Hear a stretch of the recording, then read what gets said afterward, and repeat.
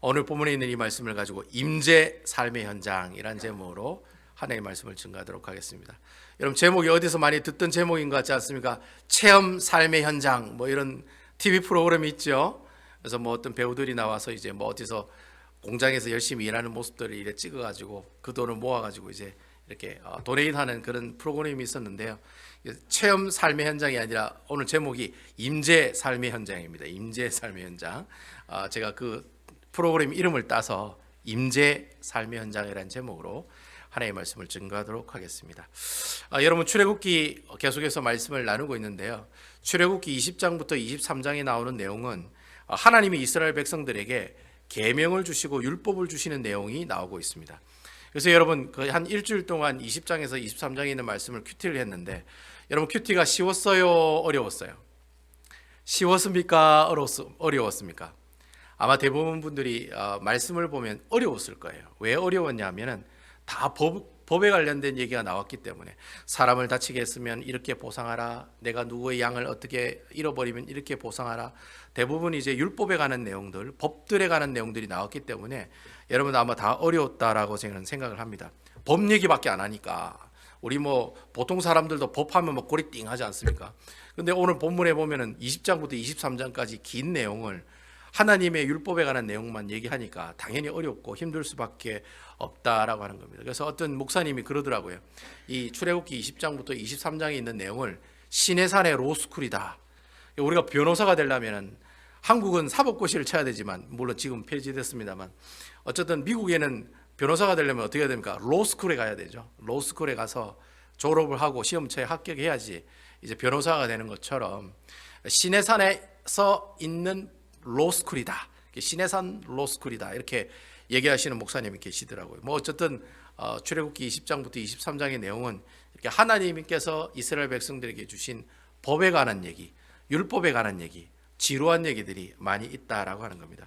그래서 제가 어저께 토요일 날 설교할 때 제가 설교 제목을 뭐라고 얘기했냐면, 내 할 일과 내가 할 일이라고 제가 설교 제목을 정했어요. 내가 할 일은 이제 하나님이 하시는 일이 있고, 그리고 내가 할 일, 바로 하나님을 믿는, 하나님을 따르는 백성들이 할 일, 그런 일이 있다고 해서 제가 내가 할 일과 내가 할 일이라는 제목으로 설교 말씀을 증거했습니다. 뭐 영어로 얘기하면 This is my job, this is your job, 뭐 이렇게 얘기할 수가 있겠죠. 어쨌든 이것은 내 일이고 저것은 너희의 일이다라고 하는 겁니다. 그래서 하나님께서 홍해부터 블레셋 땅 바다까지, 그리고 광야에서부터 강에 이르는 모습들까지, 이게 이제 동서남북으로 앞으로 이스라엘 땅이 정착할 가나안 땅의 크기를 얘기하는 겁니다.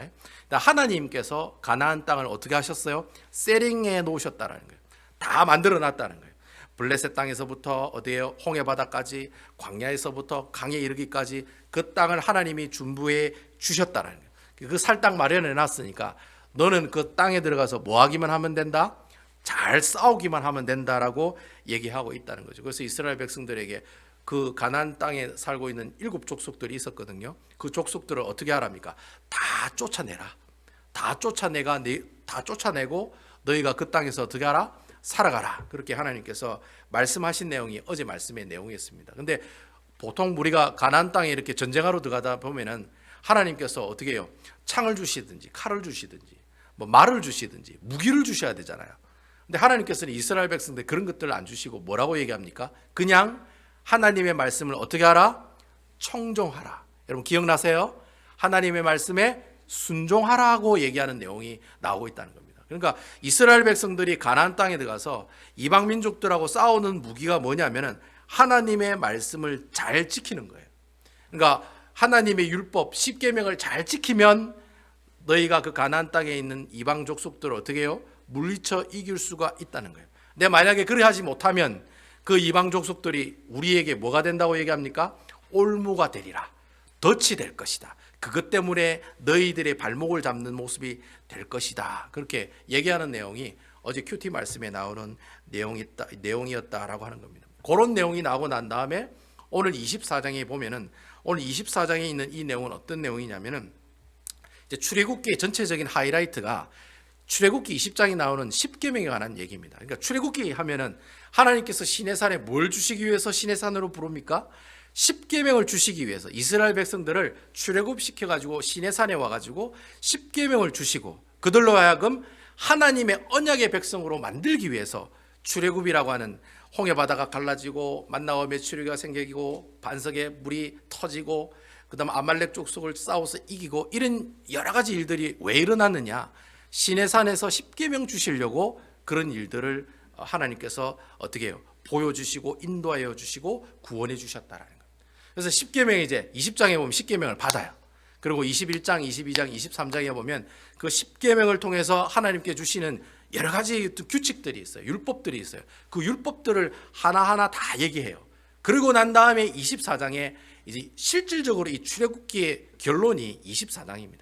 그러니까 여러분 출애굽기 1장부터 출애굽기 24장까지가 원래는 출애굽에 관한 히스토리예요.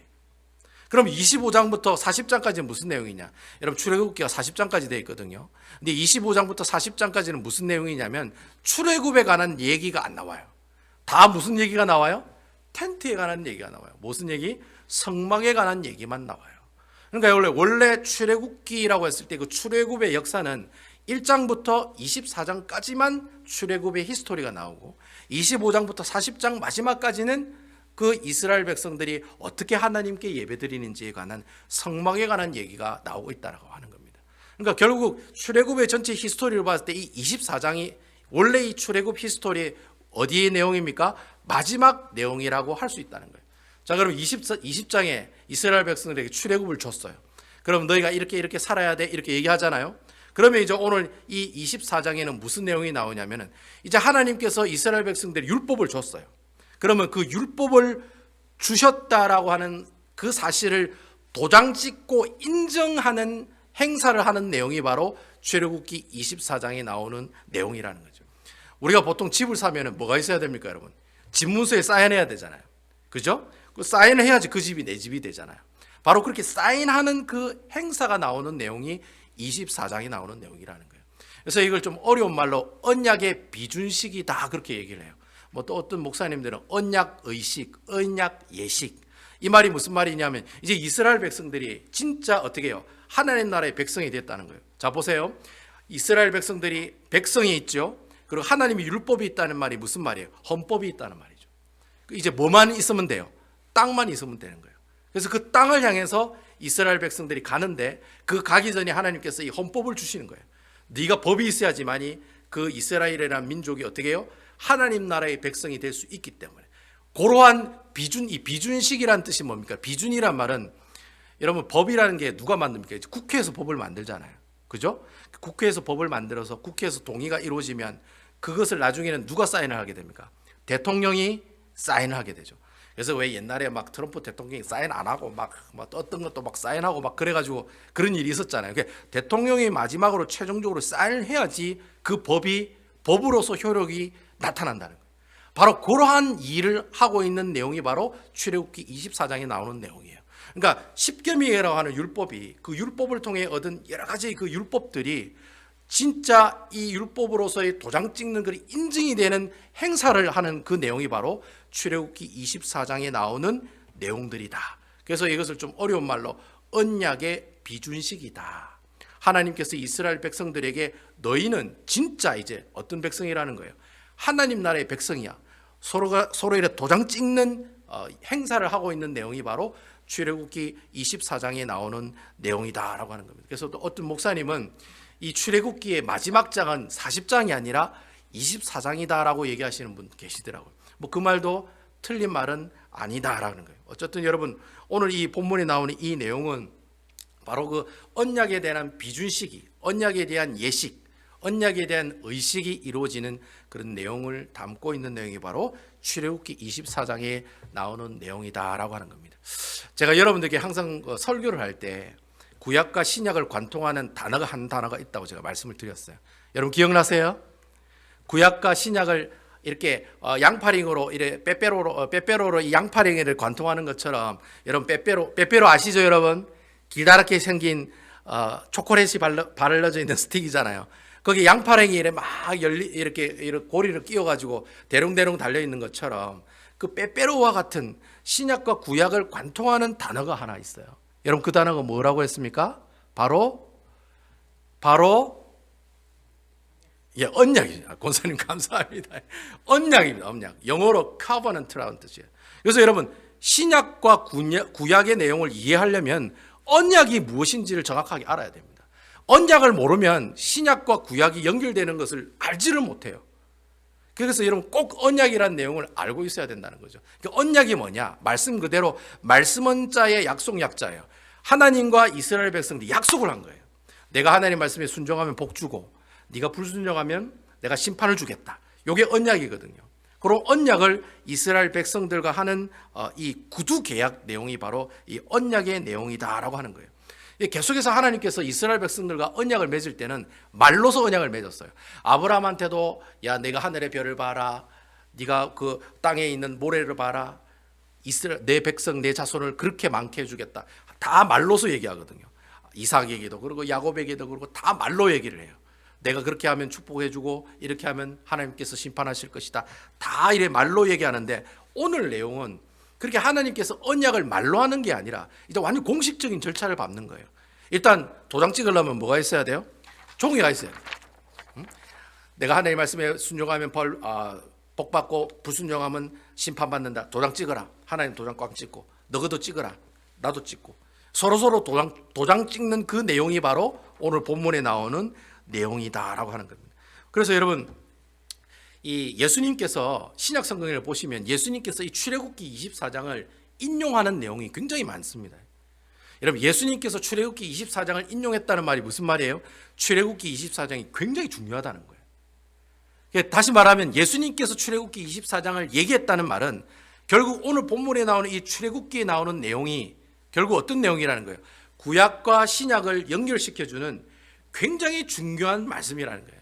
여러분 오늘 오셔가지고 말씀을 듣는 분들 여러분 수지 맞으신 분이에요. 오늘 이 출애굽기 24장은 성경의 전체적인 내용에 봤을 때 굉장히 중요한 내용이거든요. 이 내용을 정확하게 알아야지만이 나중에 신약에 나오는 내용도 우리가 이해할 수가 있다라는 거예요. 그래서 그만큼 중요한 내용을 담고 있는 내용이 바로 출애굽기 24장에 나오는 말씀이라는 거예요. 근데 여러분 보통 출애굽기 24장을 읽을 때 그냥 지나가요, 안 지나가요? 그냥 지나가죠. 출애굽기 20장은 좀 봐요. 왜냐면 내가 아는 내용이 나오거든요. 10계명이 나오니까 이거 내가 알아. 출애굽기 20장은 여러분들 막 읽어요. 근데 출애굽기 24장은 잘 안 읽어요. 그냥 넘어가요. 중요하지 않다고 생각하기 때문에. 근데 여러분 실질적으로 이 언약의 비준식이 이루어지는 이 행사가 나오는 출애굽기 24장은 그만큼 신약과 구약을 연결해주는 아주 중요한 내용이기 때문에 여러분들 잘 보시고 잘 들으시고 잘 기억하셔야 된다. 자, 이런 내용들을 품고 오늘 본문에 있는 말씀을 하나하나 살펴보도록 하겠습니다. 자, 1절과 2절에 있는 말씀입니다. 제가 한번 읽어보겠습니다. 출애굽기 24장 1절과 2절에 있는 말씀입니다. 또 모세에게 이르시되 너는 아론과 나답과 아비후와 이스라엘 장로 70명과 함께 여호와께로 올라와 멀리서 경배하고 2절 너 모세만 여호와께 가까이 나오고 그들은 가까이 나오지 말며 백성은 너와 함께 올라오지 말지니라. 오늘 1절 말씀을 보면 하나님께서 이 언약의 비준식이라는 행사를 하기 위해서 누구를 부릅니까? 모세를 부르십니다. 또 모세 외에도 누구를 불러요? 아론, 나답과 아비후 그리고 70명의 장로를 같이 불러요. 자, 여러분 아론은 누군지 아시죠? 아론은 모세 형님이 아론입니다. 그러면 나답과 아비후는 누군지 아세요? 이 아론의 자녀가 나답과 아비후입니다. 근데 여러분 잘 아시다, 좀 성경을 좀 아시는 분은 나답과 아비후가 나중에 어떻게 해요? 성막에서 예배를 잘못 드리다가 불에 다 죽습니다. 하나님께서 하나님 방식대로 하나님 식대로 예배를 드려야 되는데 자기 마음대로 예배를 드리다가 하늘에서 불이 떨어져가지고 나답과 아비후가 다 불타가 죽습니다. 어쨌든 뭐 나답과 아비후가 나와요. 대제사장 후계자니까 아론이 제사장이면 나답과 아비후도 이제 제사장을 이렇게 서로 물려주니까 어떤 나답과 아비후도 제사장의 일원으로 이렇게 참여했던 것 같아요. 그리고 또 누구와 함께 참여했다고 성경은 얘기하고 있습니까? 70명의 장로들과 함께 참여했다라고 얘기하는 거예요. 그러니까 하나님께서 부르셨는데 이제 모세만 부르신 게 아니라 70명의 장로들과 아론과 나답과 아비후를 같이 불렀다라고 하는 겁니다. 왜 하필이면 이스라엘 장로들 70명을 불렀느냐? 여러분 이게 70이라고 하는 숫자, 70라고 하는 숫자는 여러분 잘 기억하게 두셔야 돼요. 여러분 12라고 하는 12라고 하는 숫자는 이스라엘의 지파를 얘기하는 거죠. 그죠? 12지파 할 때 10이잖아요. 예수님이 12제자 할 때 또 10이고 보통 이 숫자 12라고 하는 넘버는 이스라엘이란 나라를 지칭할 때 상징적으로 쓰는 숫자입니다. 그러니까 12라고 하는 숫자를 쓰면 이거 이스라엘 백성들이구나라고 생각하시면 돼요. 아시겠죠? 그리고 또 여러분 70명의 장로를 세웠댔으니까 70이라고 하는 숫자도 마찬가지로 이스라엘이라고 하는 나라의 민족이라고 하는 국가라고 하는 상징하는 숫자를 말해요. 그러니까 12라든지 70이라는 이 70라는 숫자가 나오면은 그 숫자는 대체적으로 뭐다? 이건 이스라엘 민족을 얘기하는 내용이구나. 여러분 야곱이 요셉이 총리 대신으로 있을 때 가족을 이끌고 애굽으로 갑니다. 그죠? 그때 몇 명이 갑니까? 70명이 갑니다. 70명이 갔다는 말이 무슨 말이에요? 야곱의 가족이 갔다는 말이 아니라 뭐가 갔다는 거예요? 이스라엘이라고 하는 민족이 움직였다는 거예요. 아시겠죠? 그걸 또 바벨론의 포로로 몇 년 동안 했습니까? 70년 동안 포로로 잡혀 있죠. 왜 70년 동안 있느냐 하면은 이스라엘이라는 나라가 70년 동안 포로로 있었다는 뜻을 그 70년이라는 단어를 통해서 우리에게 얘기해 주고 있다라는 거예요. 그래서 보통 성경에 12라든지 70라든지 70이라고 하는 숫자가 나오면 이거 이스라엘이라는 나라를 얘기할 때 사용하는 숫자구나 라고 이해하시면 여러분 도움이 많이 되실 거라고 저는 생각을 해요. 어쨌든 여러분 보통 이렇게 하나님께서 이렇게 언약을 맺으실 때는 보통 한 사람만 불러가지고 언약을 맺었거든요. 근데 오늘 말씀을 보면은 한 사람만 부르는 게 아니라 누구를 불러요? 이스라엘 공동체 전체를 불렀다는 거예요. 그러니까 세븐디 장로를 불렀다고 했으니까 이스라엘이라고 하는 나라 전체를 불렀다라는 말하고 똑같은 말이에요. 그래서 대표로 그렇게 불렀다는 거예요. 이 말이 무슨 말이냐면 우리가 보통 알고 있는 언약은 다이다이로 이렇게 하는 언약이 많았어요. 하나님과 아브라함, 하나님과 이삭, 하나님과 노아, 하나님과 이렇게 다윗, 하나님과 솔로몬 이렇게 1대1로 언약을 맺는 장면이 많았어요. 근데 오늘 본문에 나오는 이 시내산에서 하나님과 맺는 언약은 좀 독특하다는 거예요. 바로 하나님과 누구와? 이스라엘 전체와 언약을 맺고 있다는 거예요. 이게 우리가 알고 있는 언약에 대한 내용에 좀 틀린 내용의 모습들이다라고 하는 겁니다. 그래서 2절에 보면은 그 70명과 나답과 아비후와 아론 이 사람들을 주님께서 이제 불러놓고 또 2절에 보면은 산 정상에는 누구만 데리고 갑니까? 모세만 오라고 얘기해요. 그러니까 지금 상태가 이런 거예요. 산 정상에는 모세가 있고 산 중통에는 아론과 나답과 아비후와 70명의 장로가 있고 산 밑에는 누가 있어요? 이스라엘 백성들이 있다라고 하는 거예요. 이렇게 세 군데에 걸쳐가지고 있는 거예요. 왜 하필이면 모세만 하나님이 불렀느냐? 이왕에 부른 김에 다 부르면 되는데 왜 모세만 산 정상에 올라와서 하나님을 만나는 축복을 누리게 했느냐? 여러분 이유가 있습니다. 여러분 성경에 보면은 죄가 있는 하나님 나라의 백성은 절대로 하나님을 만날 수가 없습니다. 자, 여러분 잘 기억하셔야 돼요. 죄가 있는 사람은 절대로 하나님을 만날 수가 없습니다. 이거 꼭 기억하셔야 돼요. 죄 많은 인간은 거룩하신 하나님을 절대 만날 수가 없어요. 만약에 지금 여기에 있는 이스라엘 백성들이 하나님을 만나면 이스라엘 백성들이 다 죽을까요? 안 죽을까요? 다 죽는다라는 거예요. 왜냐하면 지금 여기에 있는 이스라엘 백성은 다 죄를 가지고 있는 사람들이거든요. 그러니까 깨끗한 사람들이 없다는 거예요. 오직 누구만? 모세만이 거룩한 백성으로 지정하시고 그 거룩한 모세만 불렀다는 거예요. 심지어 나답과 아비와 아론과 70 장로들도 안 불렀어요. 왜냐하면 그 사람들은 죄를 가지고 있는 하나님 나라의 백성이기 때문에. 그래서 하나님께서 죄를 가지고 있는 그들을 다 죽이지 않게 하기 위해서 벨의 차원으로 어떻게 해요? 산 정상에 누구를 만나게 해요? 이 모세와 하나님 서로 어떻게 해요? 다이다이로 일본말로 하면 서로 1대1로 만나는 모습을 우리에게 보여주고 있다라고 하는 겁니다. 근데 여러분 오늘 본문에 있는 말씀을 잘 읽어보시면 10절에 보면 재밌는 내용이 나옵니다. 여러분 10절 한번 보십시오. 10절에 보시면 이스라엘의 하나님을 보니 그 발 아래에는 총옥을 편듯하고 하늘같이 청명하더라. 그리고 여러분 11절에 한번 보세요. 11절 하나님이 이스라엘 자손들의 존귀한 자들에게 손을 대지 아니하셨다라고 돼 있어요. 자, 이 말이 무슨 말이냐면 처음에는 모세가 하나님과 1대1로 만나는데 언약의 비준식이 끝나고 난 다음에는 모세도 하나님을 만나고 아론도 하나님을 만나고 나답과 아비후도 하나님을 만나고 70명의 장로도 누구를 만나요? 하나님을 만난다. 이게 굉장히 중요한 말씀이에요. 그러니까 하나님을 만났는데 하나님을 직접 봤습니까? 하나님을 보면 이제 죽으니까 하나님의 발바닥을 본 거예요. 발바닥에 그것도 발 밑에 있는 영광을 본 거예요. 하나님 또 직접 본 것도 아니고 하나님 발도 본 것도 아니고 발 밑에 있는 정말 천국 같은 그 하늘과 같은 그 모습들을 보게 됐다는 거예요. 자, 보세요. 처음에는 모세만 하나님을 만났죠. 근데 언약의 비준식이 끝나고 난 다음에는 이 죄 많은 이스라엘 백성들이 누구를 만납니까? 거룩하신 하나님을 만나게 되었다는 거예요. 자, 오늘 출애굽기 24장 키포인트가 바로 이 말씀이에요. 그 사람들이 어떻게 해서 거룩하신 하나님을 만날 수 있게 되었냐라는 거예요.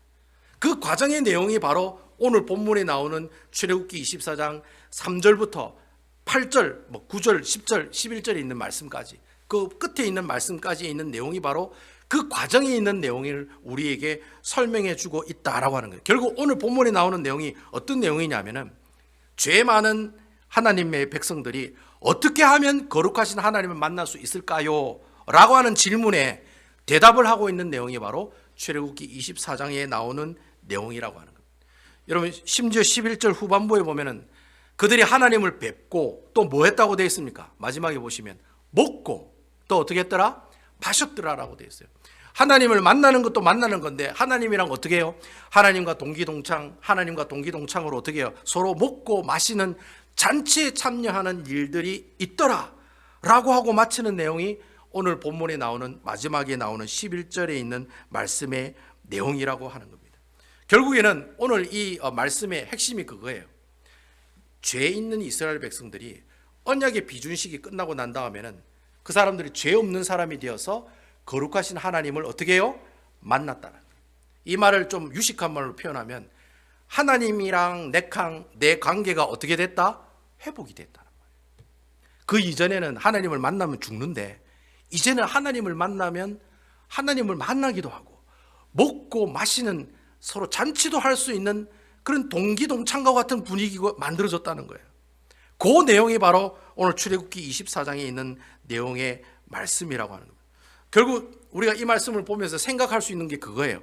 도대체 하나님과 나와의 관계를 이리 회복시켜 주신 분, 원수된 하나님과 우리가 원수된 관계였는데 뭐 때문에? 죄 때문에.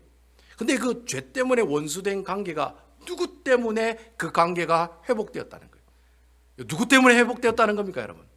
누구 때문에 회복되었습니까? 나는 원래 죄 많은 하나님 나라의 백성이었는데, 에베소서에 보면 사도 바울이 그러잖아요. 너희는 본질상 진노의 자녀라고. 원래 태어나자마자 지옥에 떨어지는 인생이 너희 자신들이었다. 근데 그러한 관계에 있는 우리가 누구 때문에 어떻게 해요? 하나님 나라의 자녀가 되고 백성이 되었다는 거예요. 그 관계가 회복이 되었다는 거예요. 누구 때문에 회복이 되었습니까, 여러분? 누구 때문에 회복이 되었습니까? 문 목사가 얘기하는 모든 질문의 80%는 대답이 뭡니까? 예수 그리스도. 못 먹어도 고예요. 무조건 예수 그리스도. 제가 질문 드렸을 때 무조건 예수님 이렇게 얘기하면 다 맞아요, 다. 예? 오늘 제가 말씀드리는 것도 마찬가지예요. 죄 많은 이스라엘 백성들이 거룩한 하나님 나라 백성으로 만들 수 있게 하신 그분이 누구냐? 바로 예수 그리스도. 아멘이시죠? 예수님이라고 하는 겁니다. 그러니까 여러분, 결국에는 출애굽기 24장 1절부터 11절까지 오늘 읽었던 이 내용은 누구에 관한 내용이라는 거예요? 모세에 관한 얘기? 뭐 언약의 비준식에 관한 얘기? 아니라는 거예요. 누구에 관한 얘기? 예수 그리스도에 관한 얘기라는 거예요. 아멘입니까? 그래서 출애굽기 24장이 중요한 거예요. 그래서 중요하기 때문에 예수님의 입장에서는 이게 자기 얘기거든. 예수님의 입장에서는. 그래서 여러분, 예수님께서 신약시대에 예수님께서 이 말씀을 인용을 너무나도 많이 하셨다는 거예요. 어디에 인용하십니까? 뭐 하라고 하면서 이 말씀을 얘기하실까요? 바로 예수님께서 마지막으로 제자들과 뭘 합니까? 주의 만찬을 주의 만찬을 가지잖아요. 그렇게 하면서 그들에게 뭐 합니까? 성찬식 하잖아요. 그의 떡과 포도주를 주면서 무엇을 기념하라? 내 살과 피를 어떻게 하라? 기념하라. 기억하라는 거예요. 하나님의 이 놀라우신 구속의 은혜를 기억하라. 그러면서 하라고 준 예식이 바로 성만찬식이라고 하는 거예요. 그러니까 여러분, 성찬식 할 때는 여러분 어떻게 해요? 옛날에 우리 어르신들 성찬식 할 때는 일주일 동안 목욕 재개하고, 제가 초등학교 때 그랬습니다. 그 오랜만에 목욕탕 가지고 때 다 빼고 진짜 그랬어요.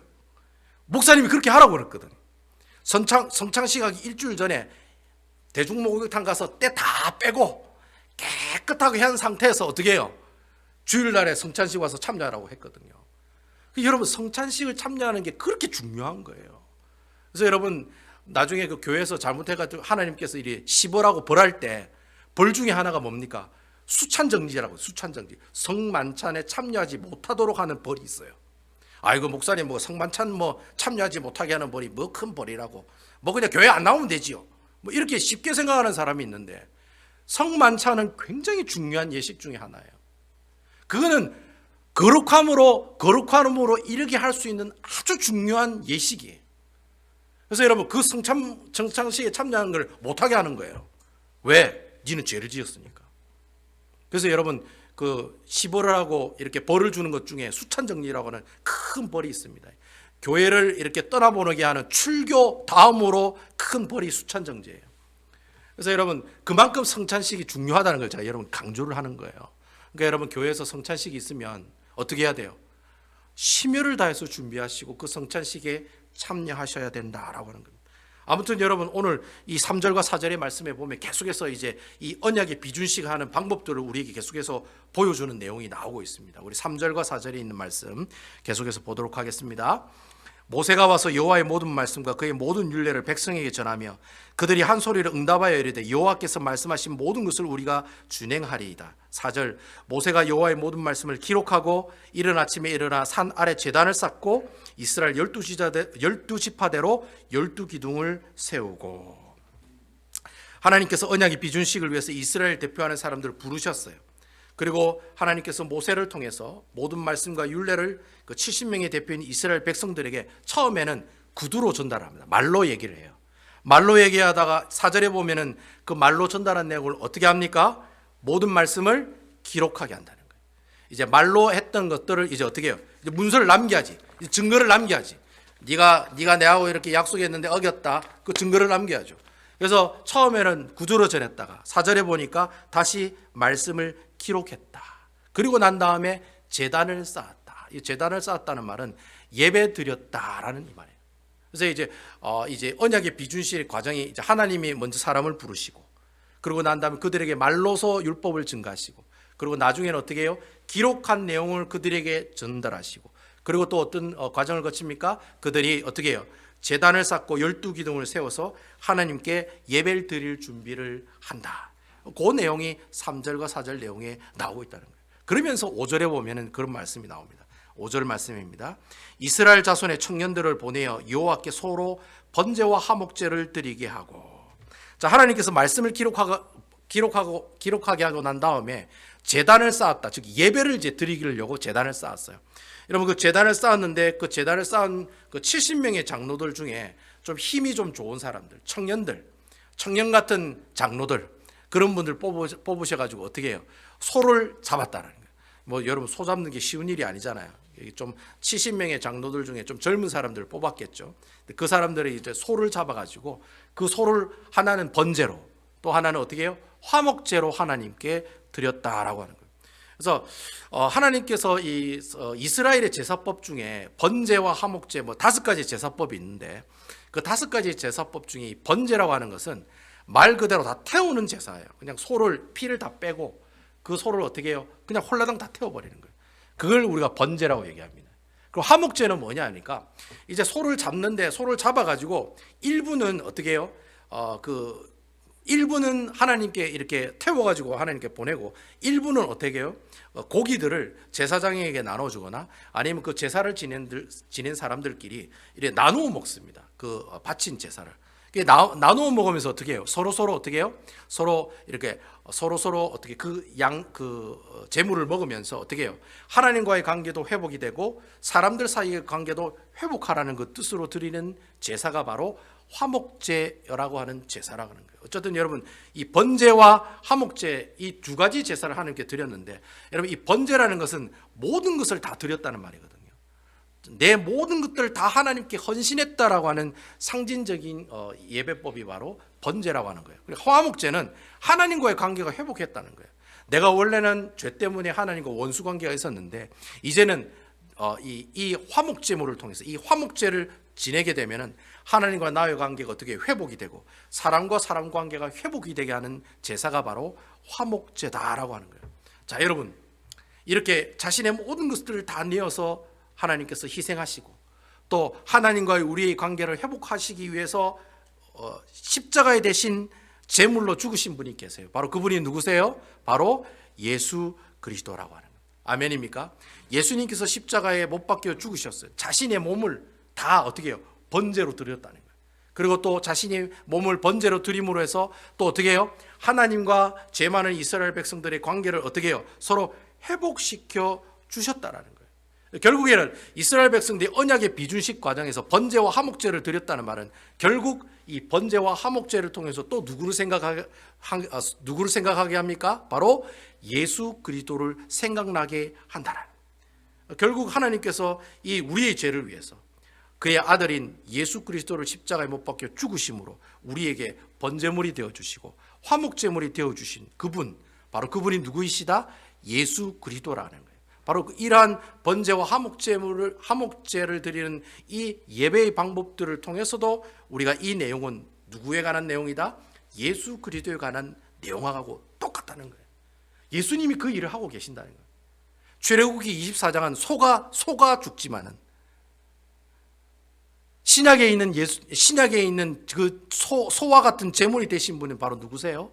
예수 그리스도라고 하는 거예요. 예수님께서 우리를 대신해서 어떻게 해요? 번제가 되시고 화목제물이 되셨다라고 하는 거예요. 그런 내용을 이제 구체적으로 설명하는 내용이 6절에서 8절에 나와요. 그 내용이 예수님께서 어떻게 하시고 어떻게 하셔서 우리에게 이렇게 우리의 관계를 회복해 주시고 하나님 우리의 죄를 없애 주셨다라는 구체적인 내용이 6절에서 8절까지 나온다는 거예요. 그 6절에서 8절에 있는 말씀을 제가 읽어보도록 하겠습니다. 모세가 피를 가지고 반은 여러 양푼에 담고 반은 제단에 뿌리고 7절 언약서를 가져다가 백성에게 낭독하여 듣게 하니 그들이 이르되 여호와의 모든 말씀을 우리가 준행하리이다. 8절 모세가 그 피를 가지고 백성에게 뿌리며 이르되 이는 여호와께서 이 모든 말씀에 대하여 너희와 세우신 언약의 피니라. 언약의 비준식 가운데 최고의 하이라이트가 뭐냐면은 이 바로 피를 뿌리는 겁니다. 원래 구약의 레위기에 보면 구약의 제사법에 보면 이렇게 번제와 이렇게 화목제를 드리기 전에 짐승으로부터 뽑은 피를 어디다 뿌려요? 제단 위에다 뿌립니다. 제단 위에다 이렇게 뿌리게 돼 있어요. 그는 원래 다 그렇게 해요. 하나님이 그렇게 하라고 했기 때문에. 그래서 여기 보니까 일단 소를 잡아서 그 짐승의 피를 반반으로 나눠요. 반 양푼 해가지고 양푼 반이 또 여러 가지 양푼 반 이렇게 뭐 5그릇 나오면 5그릇 이렇게 준비를 해요. 그래서 그 반은 어떻게 해요? 제단에 뿌립니다. 하나님이 그렇게 하라고 했으니까. 근데 그 반은 어떻게 하고 있느냐 하면 그 반은 누구에게 뿌린다고 되어 있습니까? 여러분 성경을 보세요. 누구에게 뿌려요? 사람들에게 다 뿌린다는 거예요. 사람들에게 다 뿌린다는 거예요. 이게 아주 독특한 거라는 거예요. 원래 이스라엘 백성들이 하나님께 제사를 드릴 때는 피는 제단 위에다 뿌리게 돼 있는데 오늘은 특별하게 반은 제단에다 뿌리고 반은 사람들에게 뿌리라는 거예요. 사람들에게 뿌리려 했으니까 바로 그 앞에 있는 사람들 누굽니까? 70명의 장로와 아론과 나답과 아비후 이 사람에게 어떻게 해요? 피를 확 뿌렸다는 거예요. 제가 막 양동이에 피를 들고 있는데 이 앞에 장로님이 계신데 그 위로 막 그냥 피를 확 던졌다는 거예요. 여러분 한번 상상을 해보세요. 앞에 있는 모세가 막 양동이에 있는 피를 확 던지니까 나는 어떤 모습이겠습니까, 여러분? 피로 덮여 있는 모습이라고 하는 거예요.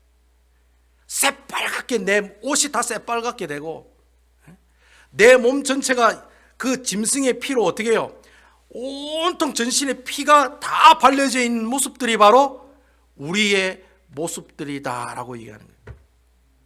그런데 여러분 이 재밌는 말씀은 오늘 여기 성경에 여러 구절에 있는 말씀처럼 이제는 산정성의 구절에 보면은 다시 하나님이 모세와 이스라엘 백성들을 다시 부르시거든요. 이제 산 정상으로 부르세요. 구절에 보시면 그죠? 다시 모세와 아론과 나답과 아비와 70명의 이스라엘 백성들을 불러요. 어떤 백성들입니까? 이미 소의 피를 뒤집어 쓰고 있는 백성을 다시 부르신다는 거예요. 자 보세요 여러분. 피를 뒤집어 쓰기 전에는 누구만 올라가서 만났습니까? 모세만 올라가서 만났죠. 근데 피를 뒤집어 쓰고 난 다음에는 거기에 있는 이스라엘 백성들이 다 하나님을 만나러 올라가게 되었다. 자, 여러분, 이스라엘 백성들이 피를 뒤집어 쓰고 올라갔을 때, 산정상에 갔을 때 하나님 만나면 다 죽는다고 하거든요. 이 사람들이 하나님 만나고 나서 죽었을까요? 살았을까요? 살았을까요? 죽었을까요? 당연히 살았죠. 죽었으면 성경이 이야기가 안 되죠. 뭐 여기서 끝이지 뭐. 죽었다 하고 끝이죠. 근데 성경에 보면 살았거든요. 피를 가지고 있지 않으면 죽는 거예요. 내가 온 머리에 피를 덮지 않으면 그 사람은 하나님을 만나면 죽게 되어 있다는 거예요. 그런데 모세가 뿌린 그 피를 흠뻑 뒤집어 썼을 때 그들이 하나님을 만나도 죽지 않았다는 거예요. 그래서 모세가 8절에 보면 그 피를 뿌리면서 그렇게 말을 하는 거예요. 8절에 보시면 뭐라고 얘기하냐면 이것은 너희와 세우신 뭐의 피니라? 언약의 피다. 그렇게 합니다. 야, 이거 하나님께서 우리에게 주신 언약의 피야 하면서 팍 뿌렸다는 거예요. 여러분, 이 언약의 피니라 하니까 이 언약의 피니라고 하는 말씀 어디서 많이 들어본 것 같지 않으세요? 어디서 많이 들어본 것 같은데, 분명히 1년에 한 번씩 성찬식하면서 듣던 내용인 것 같은데, 이 피는 언약의 피니, 이그 피를 마시고 뭐 어디 이렇게 들은 것 같은 느낌이 들죠? 마태복음 26장 28절에 보면은 예수님께서 최후의 만찬을 하실 때 그런 얘기를 하세요. 26장 28절에 보시면 마태복음 그 포도주를 주면서 예수님이 그렇게 얘기를 해요. 뭐라고 얘기하느냐 하면 이렇게 얘기합니다. 이것은 죄 사함을 얻게 하려고 많은 사람을 위하여 흘리는 바 나의 피 곧 무슨 피니라? 언약의 피니라. 예수님도 똑같이 언약의 피라고 얘기하고 있다는 거예요.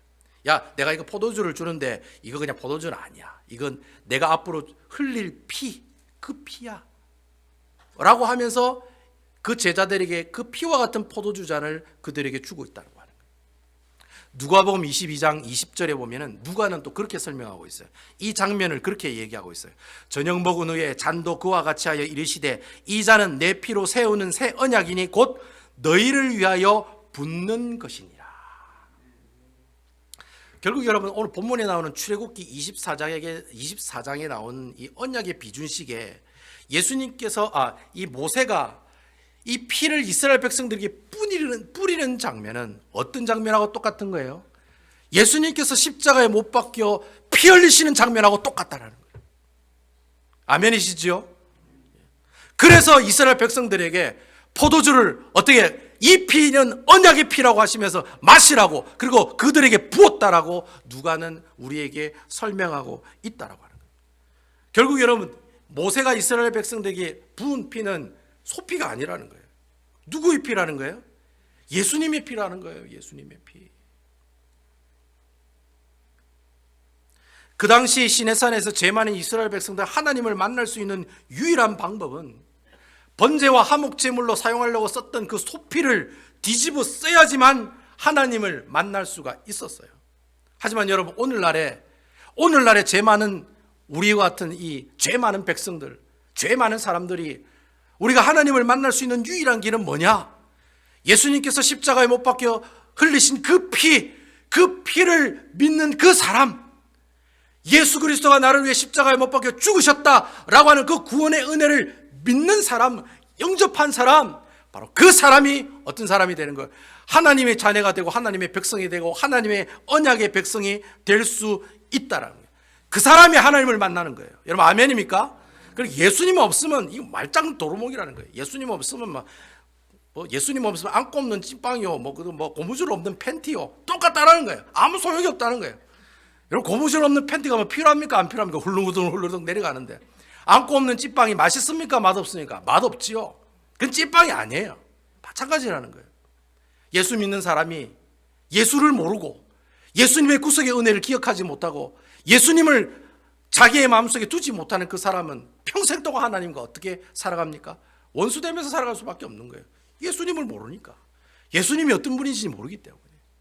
예수님의 구속의 은혜를 기억하지 못하는 순간부터 어떻게 해요? 하나님과의 나와의 관계는 아무짝에 소용이 없는, 남과 같은 그런, 적과의 동침과 같은 그런 삶을 살아가는 사람이 되고 만다라고 하는 거예요. 결국에 출애굽기 24장은 예수님이 요목조목 십자가에 못 박혀 죽으시고 피 흘리시고 그 피 흘림을 통해 우리가 구원받게 하신다는 내용을 요목조목 같이 설명한 내용이 바로 출애굽기 24장에 나오는 말씀이라는 거예요. 그러니까 여러분, 출애굽기 24장을 보면서 예수 그리스도가 생각이 나야 돼요. 아, 맞아. 이 사람들이 피를 뒤집어 썼지. 내가 예수 그리스도의 대속의 은혜를 믿지. 그래서 나는 그 하나님의 영광의 발 아래에 있는 광명 같은 그 어떻게 해요? 그 빛나는 하나님의 발, 그 언자락에 있는 그 영광의 모습들을 보고 하나님을 만나는 거예요. 누구 때문에? 그 피 때문에. 예수님 때문에. 근데 여러분, 오늘 말씀의 하이라이트는 11절입니다. 11절입니다. 하나님의 만나는 게 이 하이라이트가 아니고 11절이 하이라이트예요. 여러분, 11절에 있는 말씀입니다. 하나님이 이스라엘 자손의 존귀한 자들에게 손을 대지 아니하셨고 그들을 하나님을 뵙고 먹고 마셨더라. 이런 언약의 비준식의 마지막 행사가 뭐냐면 하나님이랑 어떻게 해요? 먹고 마시고 잔치하는 것이 마지막 이 언약의 비준식의 마침의 행사가 된다라고 하는 거예요. 그러니까 여러분, 오늘 이 예수 그리스도의 보혈의 은혜를 입은 사람들이 하나님과 어떻게 해요? 먹고 마시는 천국 잔치에 내가 참여하게 된다는 거예요. 여러분, 하나님께서 이 말씀을 통해 우리에게 주시는 영적인 교훈이 그거예요. 여러분, 하나님의 임재라고 하는 것은, 내가 하나님을 만난다는 것은 어디 뭐 특별한 곳에서 하나님을 만나는 게 아니에요. 뭐 어떤 분들은 그러시더라고요. 주일날에 교회에 와서만 하나님 만나고 교회 예배당문을 떠나는 그 순간부터 빠이빠이라고. 그 다음부터 하나님이고 뭐고 없는 거예요. 그 꼭 특별한 장소에 가야지만 하나님을 만날 수 있대요. 뭐 기도원에 가가지고 아주 막 능력 있는 목사님께 기도를 받아야지만이 하나님의 임재가 있고 하나님을 만나는 그런 모습들이 있다는 거예요. 근데 여러분, 오늘 이 말씀을 보시면은 내가 예수님의 그 피를 뒤집어 쓰고 하나님께서 먹고 마시는 천국의 잔치에 참여하게 되는 그 일은 우리가 어떤 특별한 무엇을 해야지만이 그렇게 하나님과 만나는 게 아니라 어디서 만나는 거예요? 평범한 곳에서 만난다는 거예요. 어디서 만나요? 먹는 데서 만나는 거예요. 마시는 곳에서 만난다는 말이에요. 그러니까 먹고 마시는 곳에서 하나님을 만난다는 거예요. 여러분, 이 말이 무슨 말이냐면 하나님의 임재는 우리가 생활하는 아주 평범한 곳에서 하나님의 임재를 경험하게 된다는 거예요. 이제 여러분, 우리가 예수의 피로 구원을 받은 사람이라면 우리가 평소에 하나님을 만난다면 어디서 만나느냐? 교회 가면 하나님 만나지, 기도할 때 하나님 만나지, 그때도 하나님 만날 수 있어요. 하지만 우리가 만나는 그 하나님은 어디서 만나요? 화장실에서 볼일 볼 때도 하나님 만나고, 화장실에서 신문 보고 있을 때도 하나님 만나고, 내가 직장에서 일하고 있을 때도 하나님 만나고, 차 운전하면서 내가 어떻게 해요? 내가 친구들하고 만나러 가는 그 순간에도 차 안에서도 누굴 만나요? 하나님을 만나는 거예요. 그러니까 하나님을 만나서 하나님과 먹고 마시는 천국 잔치는 내가 어떤 특별한 경험이라든지 특별한 장소에서 그런 일들이 일어나는 것이 아니라는 거예요. 여러분들이 생활하는 그 삶 가운데서 그 자체에서 누구를 만나요? 바로 하나님과 먹고 마시고 또 그분과 함께 천국 잔치를 이렇게 같이 동참해서 그 천국 잔치를 같이 하나님께 영광을 돌리는 그런 모습들을 우리에게 보여주신다라고 하는 겁니다. 그러니까 하나님과 만나는 장소는 아주 평범한 장소에서 만나는 거예요. 특별한 장소에서 만나는 게 아니라, 여러분 교회 오면 교회에서만 하나님 만나는 게 아니에요. 여러분 예배당문을 나가는 순간부터 하나님 만나는 거예요. 파킹장을 걸어가고 운전대에 앉아서 오늘 점심은 된장찌개를 먹을까 김치찌개를 먹을까 그렇게 생각하는 그 순간부터 하나님께서 나와 어떻게 해요? 만난다는 거예요. 여러분 아멘이시죠? 그래서 여러분 이러한 말씀을 가지고 어떤 목사님이 그런 얘기를 하시더라고요. 뭐라고 얘기하시냐? 이문식 목사님 그런 얘기를 하시더라고요. 은총의 일상화다. 하나님의 은혜는 특별한 장소와 특별한 환경에서 오는 게 아니라는 거예요. 하나님의 은혜는 어디에서 와요? 우리의 평범한 삶 가운데서 어떻게 하나님의 임재를 경험하게 된다는 거예요. 이게 중요하다는 거예요. 이게 중요하다는 거예요. 내가 지금 일하고 있는 장소, 내가 밥을 먹고 있는 장소, 내가 사람을 만나는 그 장소에서 하나님의 임재가 일어나게 되고, 바로 그러한 사람이 하나님의 이 놀라운 임재의 모습들을 경험하게 된다는 겁니다. 그러니까 여러분, 내 인생이 사는 것 자체가 뭐예요? 하나님과 나와 동행하는 삶이요. 하나님의 임재를 경험하는 거예요. 내가 몸이 아파서 병원에 가고, 이것도 하나님이 나와 함께 하시고 동행하시는 모습인 줄로 믿으시기 바랍니다. 나는 왜 이리 아파? 우리 집구석은 왜 이렇게 가난해? 왜 저 집의 아들은 그렇게 잘 풀리는데 우리 아들은 왜 이렇게 안 풀리는 거야? 그게 아니라 그 순간순간 환경이 바로 하나님의 임재를 경험하는 순간순간의 모습들이라는 거예요. 그 가운데 누구를 만나야 돼요? 예수님을 만나야 되는 거예요. 아멘이시죠? 그 사람이 바로 어떤 사람이에요? 하나님께서 기뻐하시는 하늘 나라의 천국 백성이라고 하는 겁니다. 그래서 참 멋있잖아요. 은총의 일상화, 하나님 은혜의 일상화. 하나님의 은혜는 멀리 있는 것이 아니라 어디에 있다? 가까이 있다는 거예요. 가까이. 여러분 바로 옆에, 여러분 집 앉아있는 그 순간에 하나님의 임재가 있고 하나님의 동행하심이 있고 하나님과 함께하는 놀라운 역사가 있다라고 하는 거예요. 여러분 이 사실 믿으시지요? 항상 하나님께서 여러분께서 함께하실 것입니다. 여러분 제가 출애굽기 주제가 뭐라고 그랬습니까? 제가 출애굽기 주제가 뭐라고 그랬습니까? 뭐뭐뭐뭐 하나님. 예? 뭐라고 그랬습니까? 임마누엘이신 하나님이라고 제가 말씀드렸잖아요. 출애굽기의 주제는 임마누엘이신 하나님, 하나님이 우리와 함께 하시다. 아멘. 예? 그게 출애굽기 주제예요. 그래서 여러분 출애굽기 40장의 맨 마지막에 성막을 다 만들어 놓으니까 성막에 뭐가 임합니까? 구름이 막 임하잖아요. 하나님이 임재하시는 거예요. 어디에? 내가 하나님 앞에 예배드리는 그 자리에, 하나님께 찬양 드리는 그 자리에, 기도하는 그 자리에 하나님이 임재하더라 하고 딱 마치는 내용이 출애굽기에 나오는 내용이에요. 그래서 출애굽기의 주제는 임마누엘의 하나님을 나타낸다. 제가 여러분께 말씀을 드렸습니다. 여러분 요한계시록 3장 20절에 보면은 여러분들이 이렇게 그림도 볼 수 있을 거예요. 예수님이 밖에 계시는데 문이 하나 있어. 근데 문고리가 없어. 예수님이 이렇게 서 계시는, 여러분 그런 성화 여러분 알고 계시죠? 그 성화가 요한계시록 3장 20절에 있는 말씀을 표현한 성화거든요. 그 내용이 그렇게 되어 있습니다. 이 내용은 예수님께서 라오디게아 교회 사람들에게 얘기한 말씀이에요. 볼지어다 내가 문 밖에서 서서 두드리노니 누구든지 내 음성을 듣고 문을 열면 내가 그에게로 들어가 그와 더불어 먹고 그는 나와 더불어 먹으리라. 여러분 우리 예수님은 항상 문 밖에서 여러분들을 기다리고 있습니다. 기다리고 있습니다. 집사님 제가 성함을 얘기해서 미안한데요, 죄송한데 선녀야 선녀야 문 좀 열어라, 문 좀 열어라, 그래 얘기하시는 거예요. 선녀야 선녀야 제발 좀 문 좀 열어라, 문 좀 열어라. 용선아 용선아 제발 문 좀 열어라, 좀 제발 좀 문 좀 열어라. 문고리가 없으니까 안에서 문을 열어야 되니까 문 열어라 문 열어라. 예수님께서 그런 음성을 계속해서 얘기하는 거예요. 그때 그 문을 열기만 하면, 내가 평범한 일상 가운데 그 문을 그냥 열기만 하면, 문 열면 그 문 앞에 누가 계시는 거예요? 예수님이 계시는 거예요. 예수님은 막 크게 큰 별장에 계시고 막 엄청나게 거룩하고 아주 높은 곳에 예수님이 계시는 게 아니라 문 앞에 계신다니까요. 여러분들이 살고 있는 그 마음의 문 앞에 문을 두드리면서 기다리고 계시는 거예요. 누구 아무개야 문 좀 열어라, 문 좀 열어라. 그 음성을 듣고 주님을 문을 열어드리면 그분이 내 집에 오셔서 내가 그와 더불어 먹고 마신다. 이게 무슨 뜻이에요? 천국잔치를 베풀겠다는 거예요. 천국잔치를. 그러니까 여러분 11절의 마지막에 있는 하나님을 뵙고 먹고 마셨더라는 말이 천국잔치를 말하는 거예요. 요한계시록에는 어린 양의 혼인잔치라고 얘기하고 있잖아요. 그러한 혼인잔치에 관한 내용이 바로 이 마지막 11절에 있는 말씀을 통해 우리에게 말씀하고 계신다는 거예요. 여러분 예수님께서 주시는 그 대속의 피를 흠뻑 적셔서 여러분은 주님이 베푸신 이 천국잔치를 참여하시고 동참하는 여러분 되시기를 주님의 이름으로 축원드립니다. 여러분 천국잔치는 멀리 있는 게 아니에요.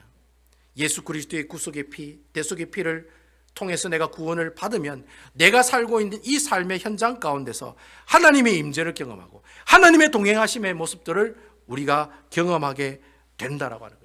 결국 오늘 본문에 있는 이 말씀처럼 이 언약의 비주식의 내용들이 예수님이 우리 죄를 위하여 대신 십자가의 피 흘리신 그 장면으로 연결되는 모습들처럼 여러분들도 동일하게 이 예수님의 십자가 구원의 은혜가 어디로 연결이 돼야 돼요?